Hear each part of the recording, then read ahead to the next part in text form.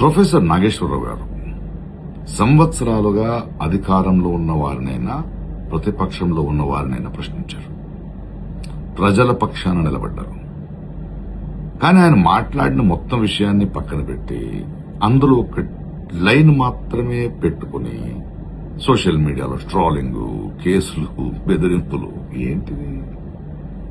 ఇది ప్రజాస్వామ్యమా?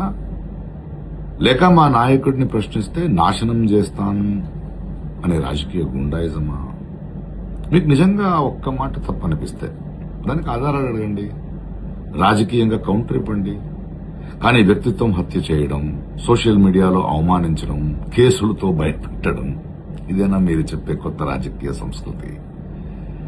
నాగేశ్వరరావు గారు చంద్రబాబు గారిని ప్రశ్నించారు, పవన్ కళ్యాణ్ గారిని ప్రశ్నించారు, కేసీఆర్ గారిని ప్రశ్నించారు, జగన్ గారిని ప్రశ్నించారు, రేవంత్ రెడ్డి గారిని ప్రశ్నించారు, బీజేపీని ప్రశ్నలు అడిగారు.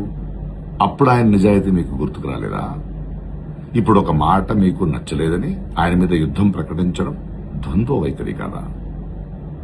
ప్రశ్నించే గొంతులను కేసులతో మౌనం చేయాలని చూడడం ప్రమాదకరం. ఈరోజు నాగేశ్వరరావు గారు, రేపెవరో. ఇంకో విషయం, ప్రస్తుత రాజకీయ పరిస్థితుల్లో ఏ పార్టీ ఎవరితో పొత్తు పెట్టుకున్నారు, ఎవరు పట్టులో ఉన్నారని అందరికీ అన్నీ తెలుసు. So please stop this nonsense and behave your shelves.